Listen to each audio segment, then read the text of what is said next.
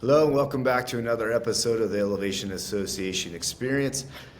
We're your hosts, Dr. Jared Hill and Dr. Dan Nelson. Jared, this is going to be a cool podcast, man. This is something that near and dear to your heart, something that I think that I dare say that you're an expert on. Something that I think that we all know that we probably should be doing and that we're not very good about doing, and that's taking better care of ourselves. Yeah, this is fun. This is something that I haven't always been good at, and I'm still working on it on a consistent basis. But we're going to talk today about morning routines. How the impact of a morning routine, how important it is for a dentist. It's something that I started a couple years ago to really focus and concentrate on, and it's been really good, really impactful for me. Starting the day off with some clarity and some calmness. And so when you walk into your office, you're leading from a place of intention rather than reacting to chaos, and it's made a big difference. And so it'll be good for us to talk about today, and and excited to kind of dive into it and share some thoughts. And our intent is not to make everybody a morning person, but some people are just night owls. But there is some value to getting some stuff done in the morning in preparation for the day, and I think that that's a strategy to help us avoid this burnout and this stressful times that we're in. So that'll be good.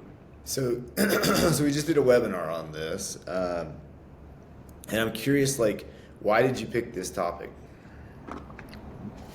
This is it's important to me. And I think there's a lot of interest in this topic as we get to a stage in our career where we are in our maybe late 30s or 40s or 50s.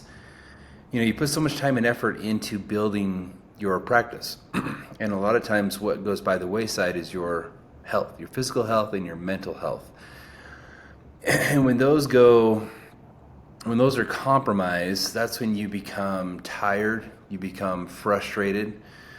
Frustration leads to burnout, and then burnout leads to sellout. And so this is one strategy that I came across as I was, it was all, I can't even remember exactly what it was. I think it was a week we were at Lake Powell. We go to Lake Powell every year, and I was talking with my brothers-in-law, and we were like, we got to do something.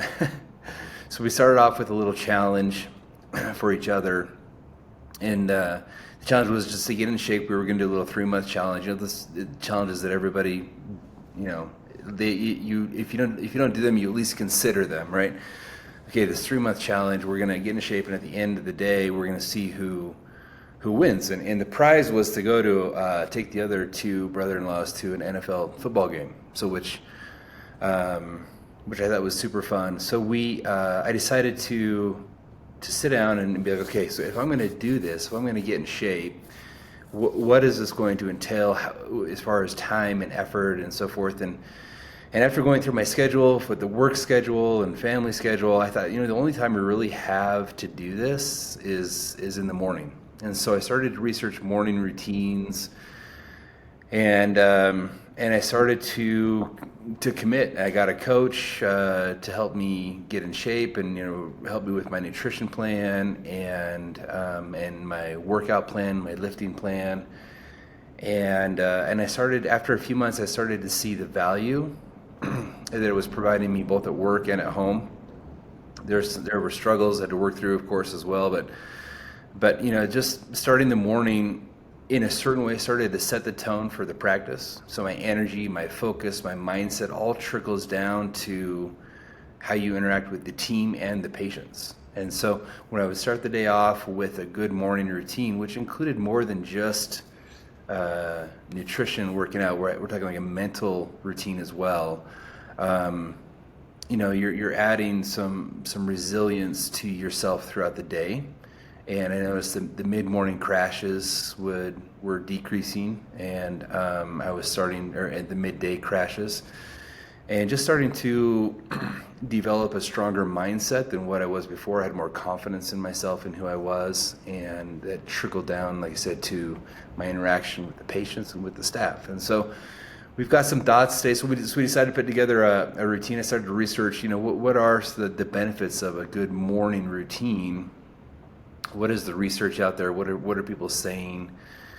And it comes out that it was some good material for a webinar, so we decided to do a webinar, and there was a lot of interest. We had a lot of people on the webinar ask questions and talk about the end. We have our good friend Hunter from Florida, who was like, he wasn't always a morning person, but he started about a year ago to become a morning person, and talks about the effect that it's had on him. We could do like an entire podcast or a webinar on just his experience alone as well, but the morning routine, what it does is it helps. It gives you time to remind yourself of your bigger vision. You're aligning your clinical work with your life and your leadership and your legacy, which is what we always talk about in EA. And if you don't take the time in the morning to do that, then you arrive at work, you jump into the routine, you work your tail off, you're tired, and at the end of the day, and you're ready just to kind of dissociate from all that stuff, and it doesn't give you the time you need to really just recenter and refocus on your role as CEO of your company, your organization. Yeah, it seems like there's three obvious questions here. First, who won? I mean, I think that's a loaded question. But second is, where did you go? What game did you go to? And the third is, did your brothers-in-law feel like you were cheating because you had a coach? That's a great question. As a follow-up, okay, yes, I won. Even though I would say my brother, they put up a good fight, but I definitely won. And there were certain categories. We weren't all in the same. It was like percentage of body fat loss and muscle gain and so forth, and overall shape. But I have yet to go to the football game. I picked out the Packer game in Brazil. They didn't go for that one. So I picked the Titan game in London. They didn't go for that one either. So we're still trying to find the right game to go to. It's their fault for not saying like better parameters on what you gain, right? I'm telling you, it's so true. And so we're still working on that aspect of it. But what was interesting is what started out to me as a 3-month challenge turned into a lifestyle change. I really went into the mindset of this as, look, if I'm going to do this, here's what I'm going to do. I'm actually going to do I'm going to get in the best shape of my life. I'm going to go all in, and I'm going to prepare for a bodybuilding competition. I'm going to tell myself I'm going to get on stage, which is the only way that I could stay on track. If you can visually picture yourself getting on stage, performing, a routine or whatever, like in a bodybuilding show, you're going to stay on track. It's going to be. So I started off as what I said, I can do anything for 3 months. So I started 3 months, turned actually into more of an 8-month journey before my show.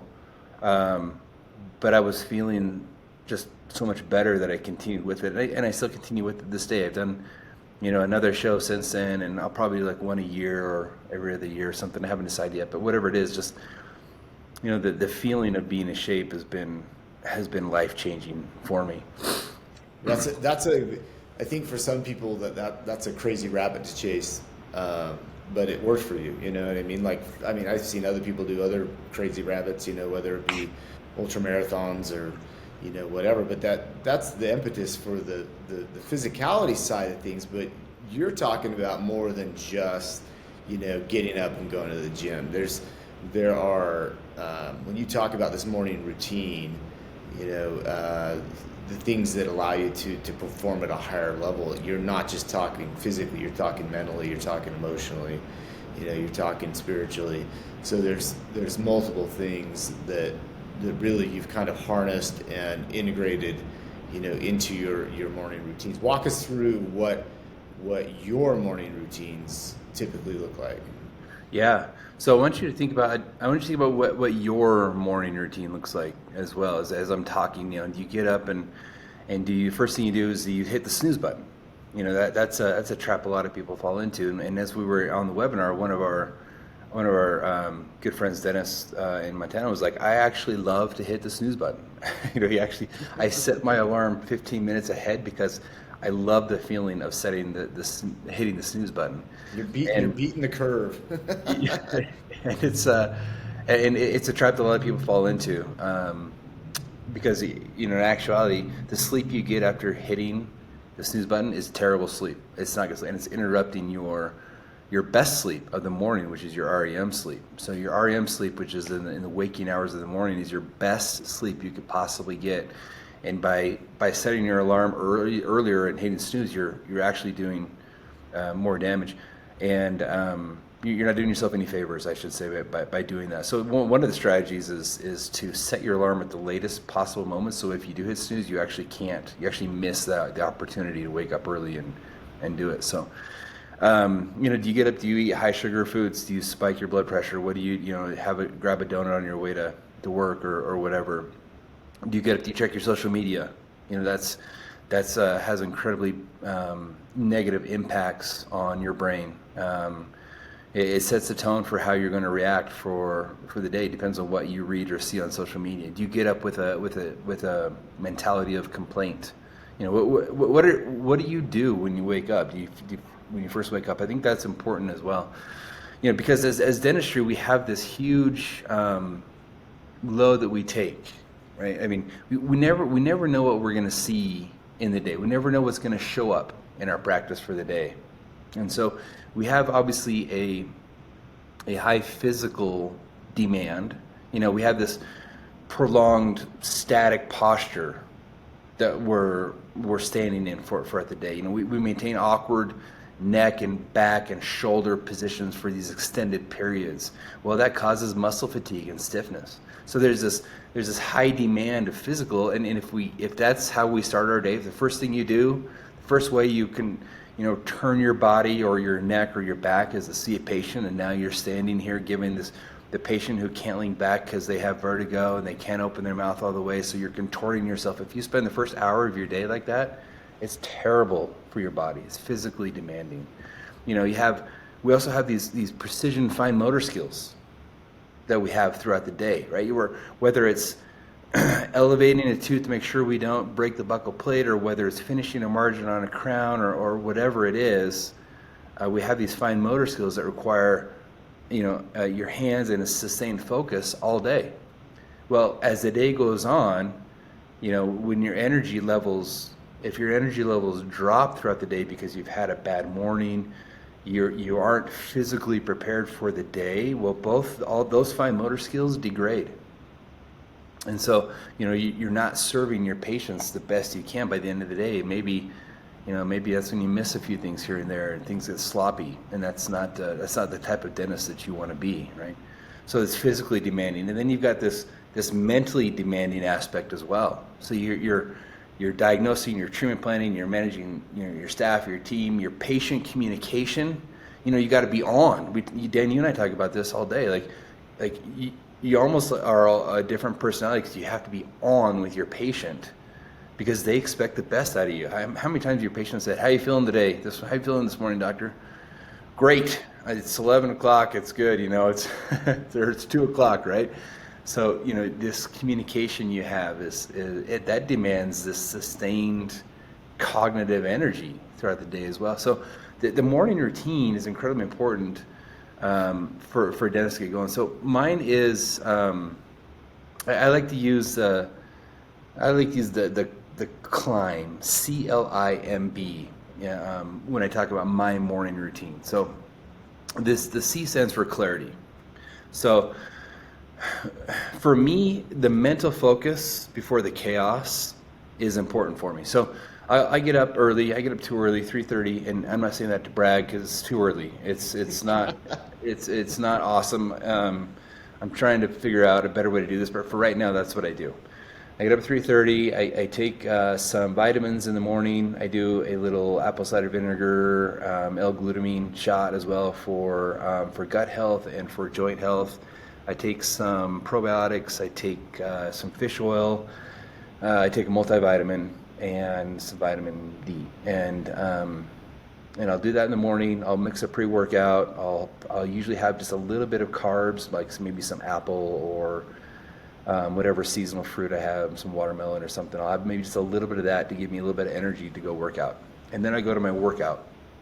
I drive to my gym. It's 15 minutes.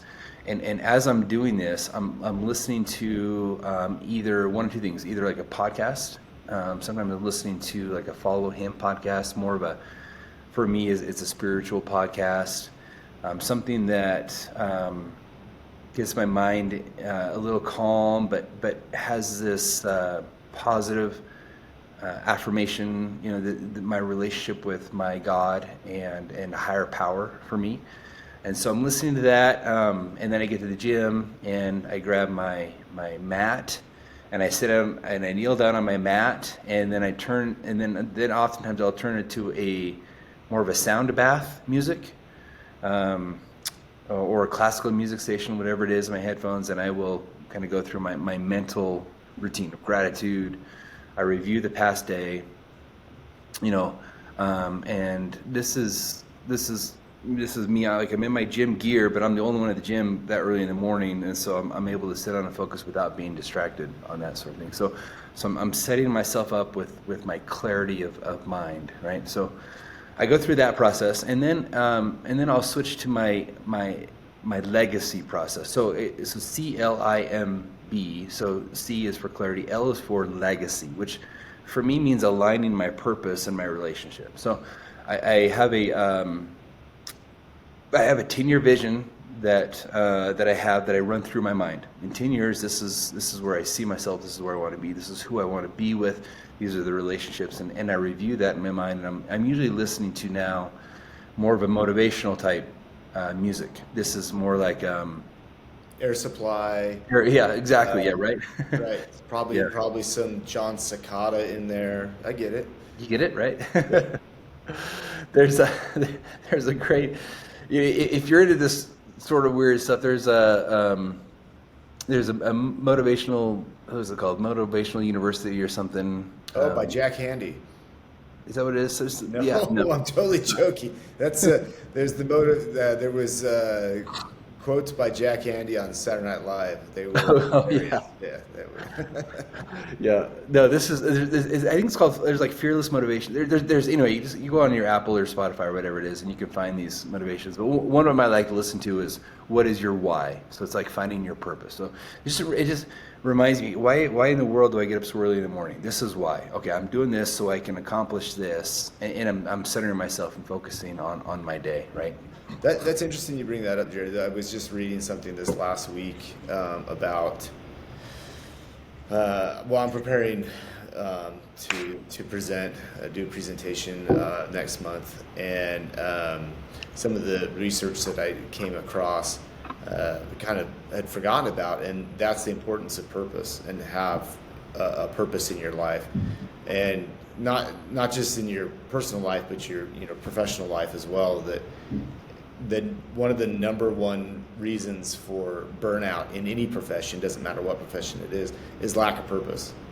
The people lose interest real quick if they don't have a purpose. And then if you look at it from a personal standpoint, outside of work, if you lack purpose, that's a recipe for like literally falling apart. Like the physiology, it affects the physiology of the human body for someone to mentally and emotionally lack purpose, to have no purpose. So it's really detrimental, and it's incredibly beneficial when you know your purpose and you can define it.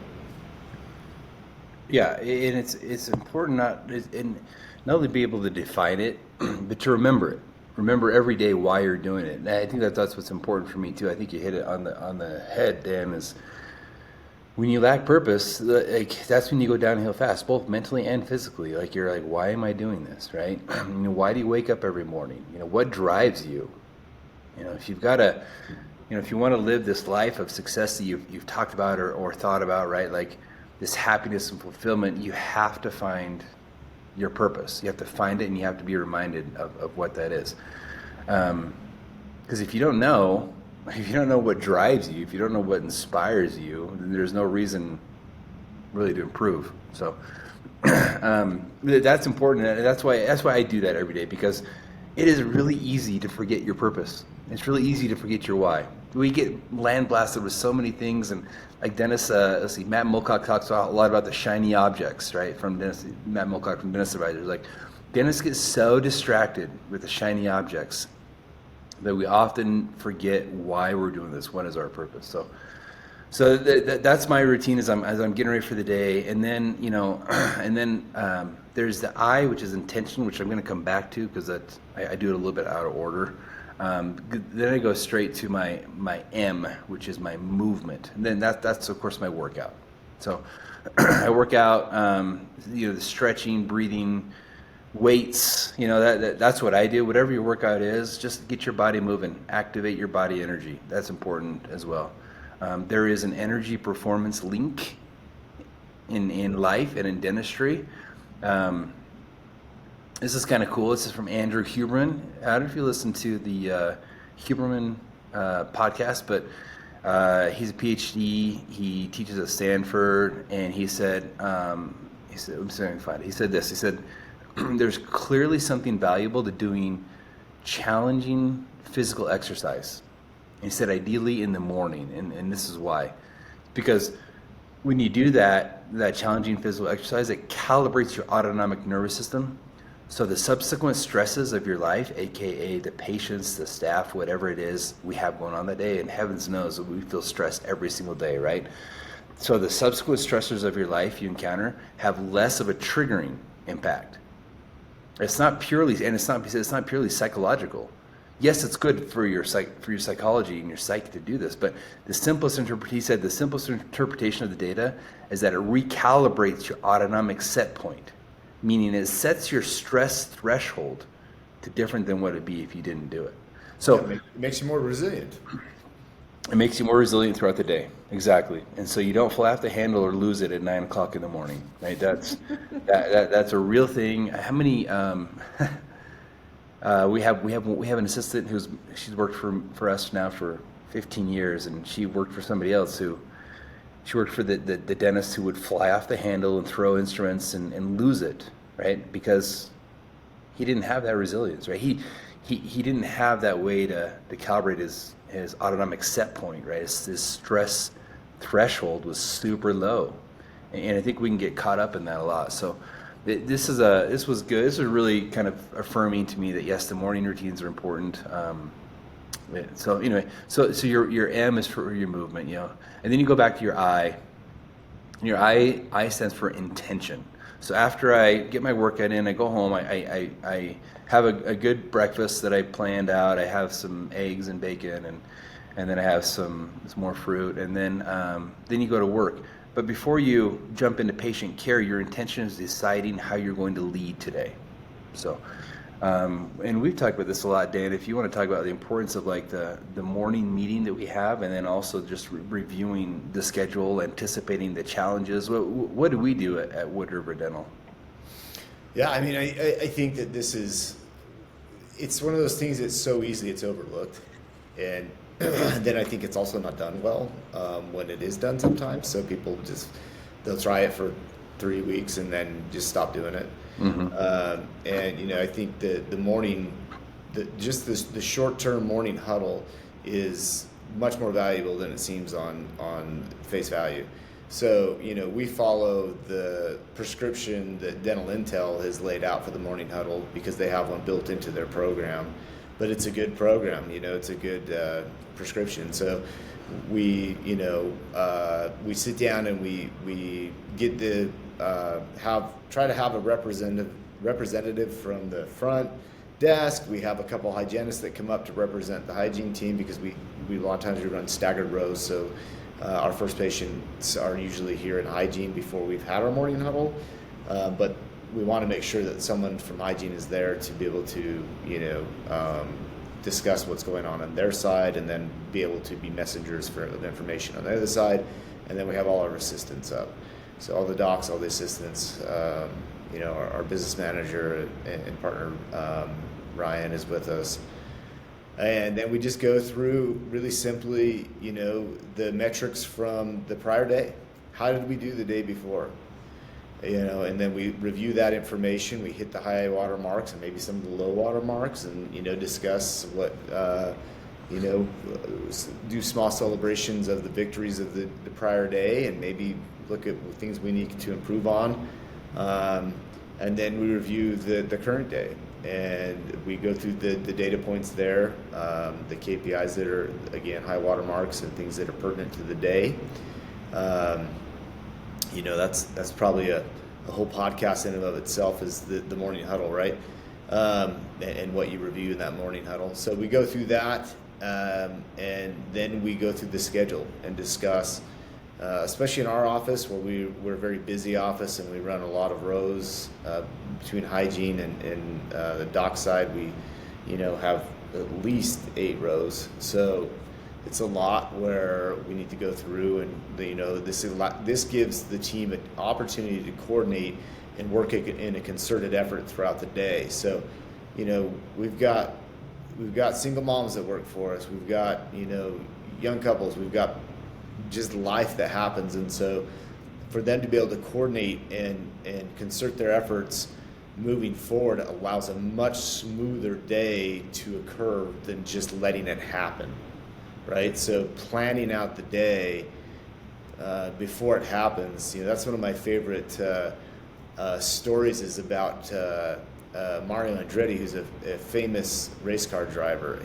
He's one of the few people that's competed in multiple parts of car racing, including Formula One and IndyCar.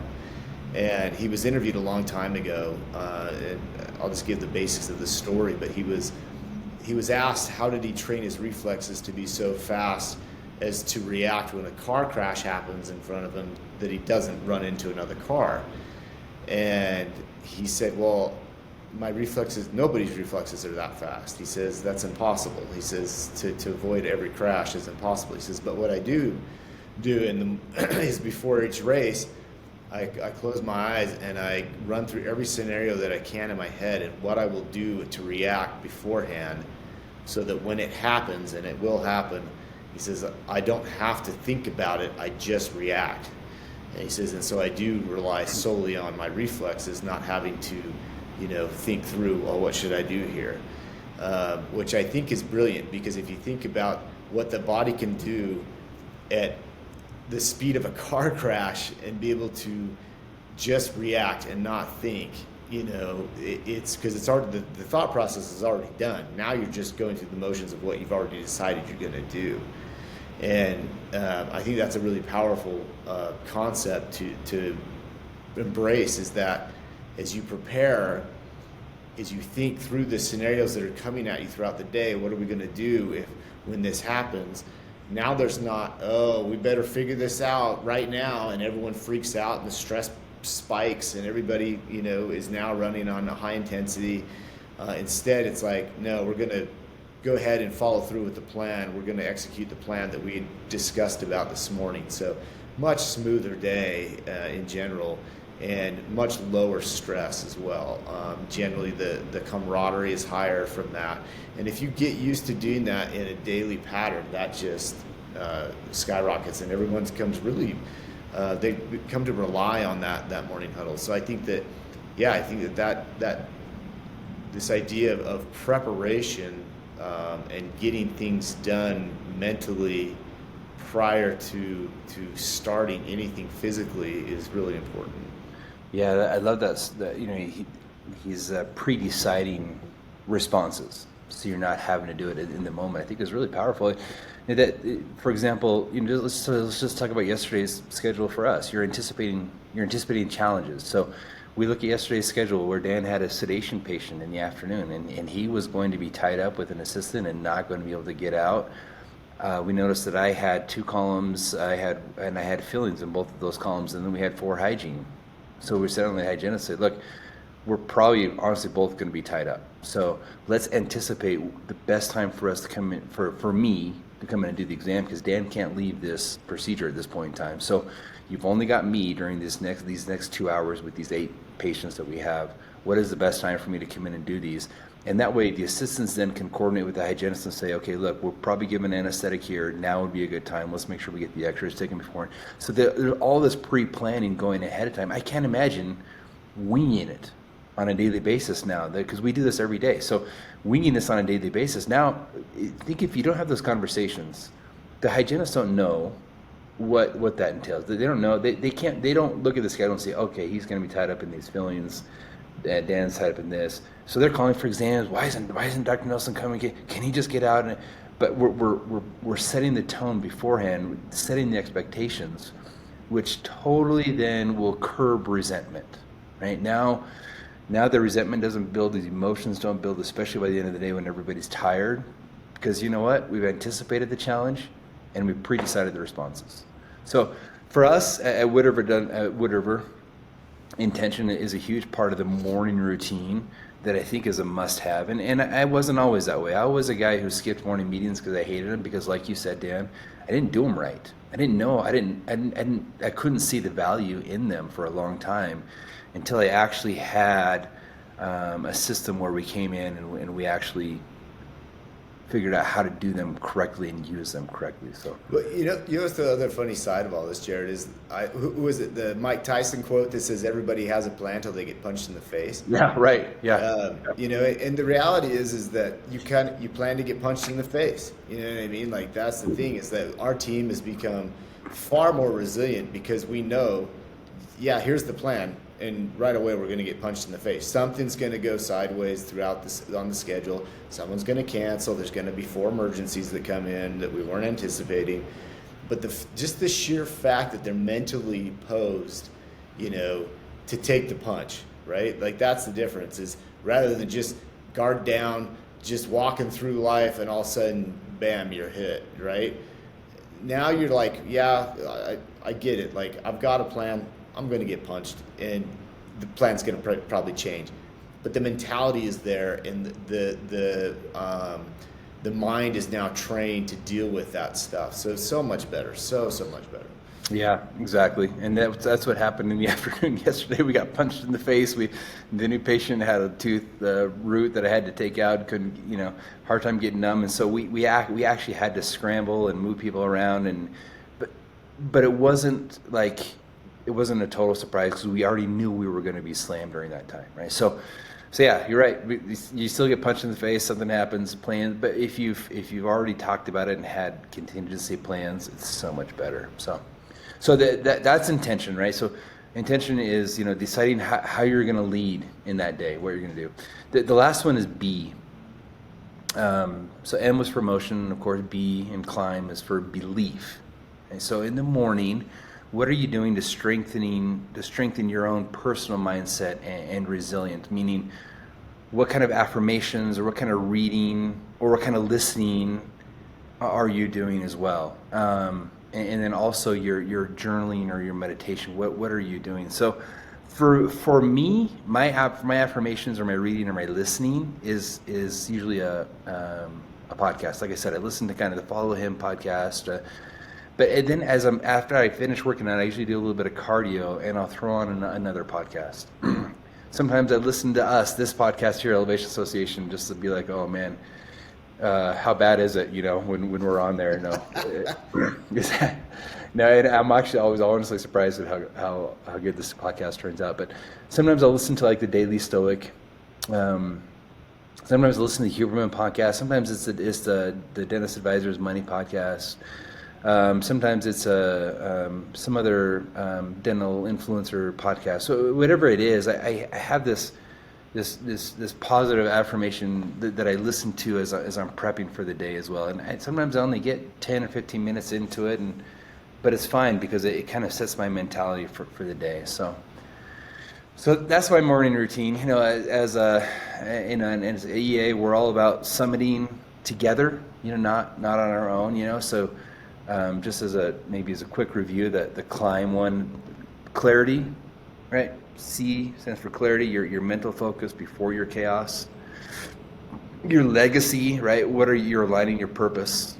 So 10 years from now, you don't be like, oh man, I kind of wasted these last 10 years. Your intention, what are your intentions? How are you going to lead throughout the day?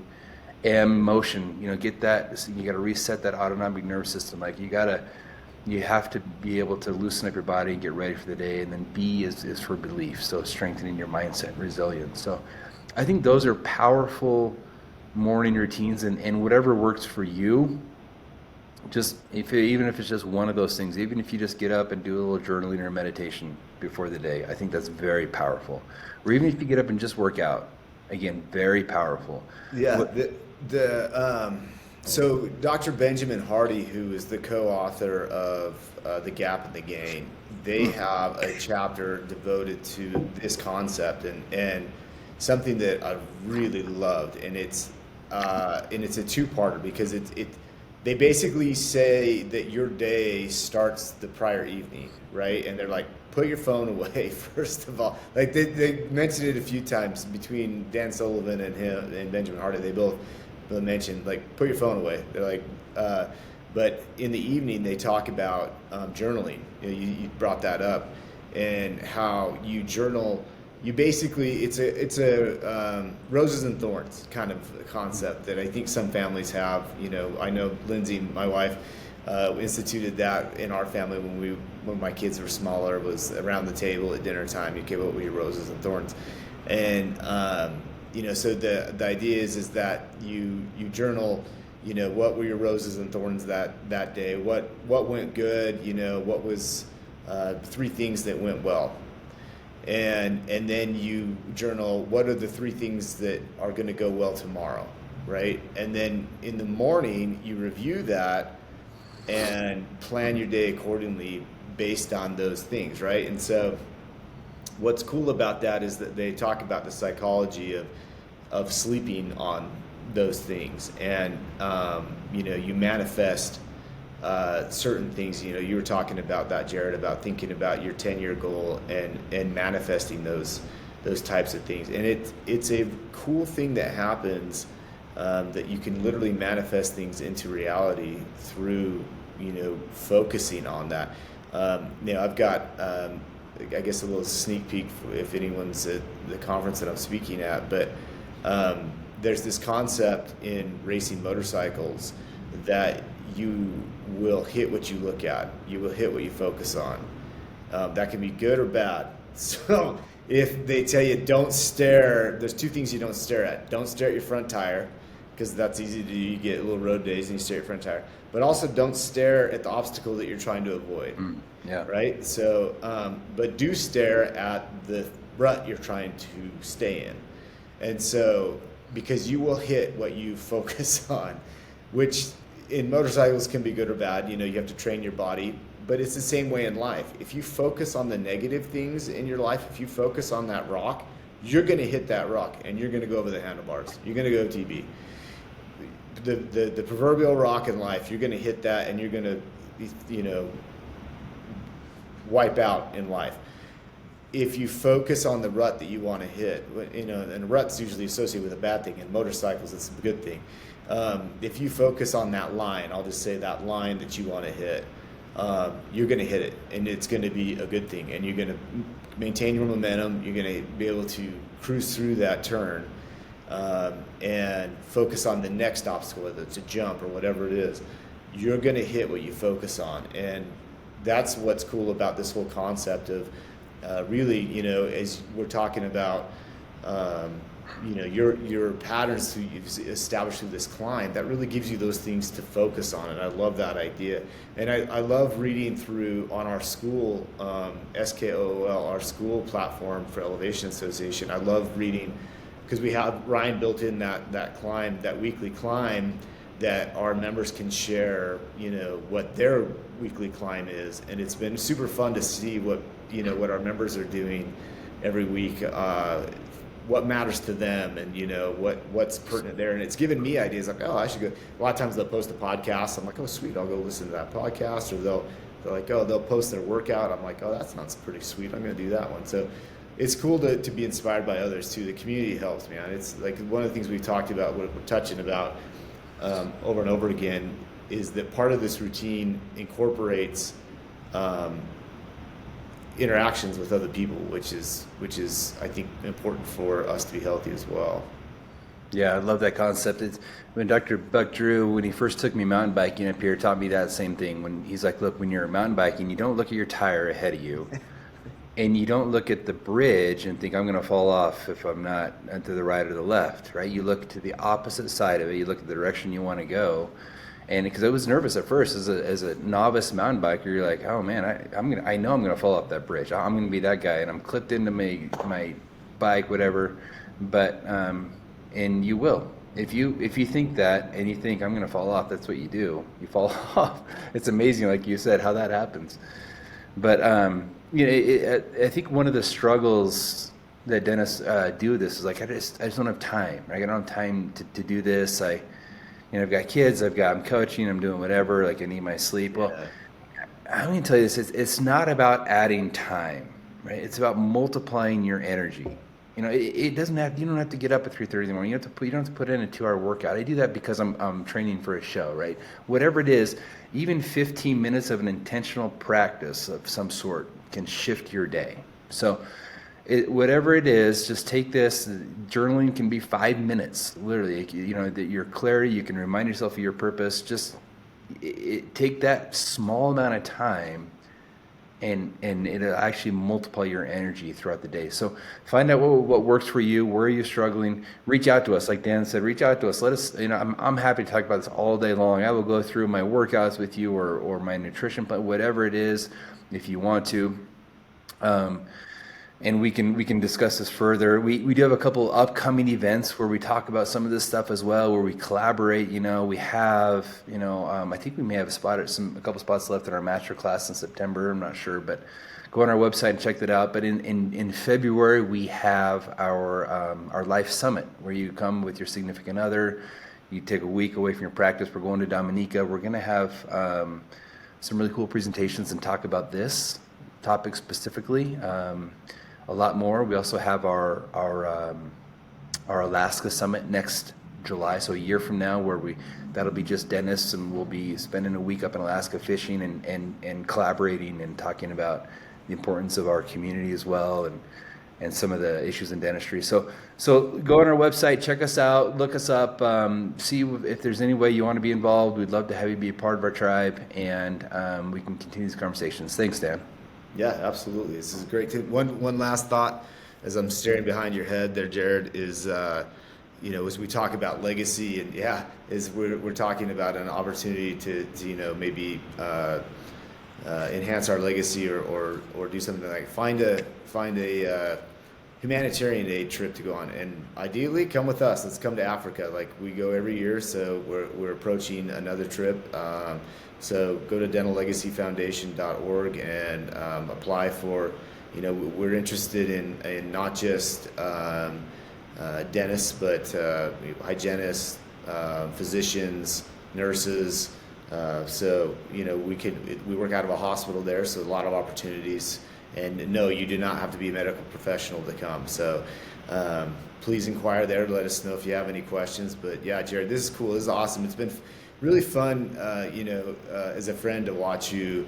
You've always been a highly motivated, guy, and it's something that it's cool to watch your friend's channel. But yours has been a pretty cool transition, but not just physically, but watch you chasing, these things that are important to you and defining your purpose, and like you said, reminding yourself.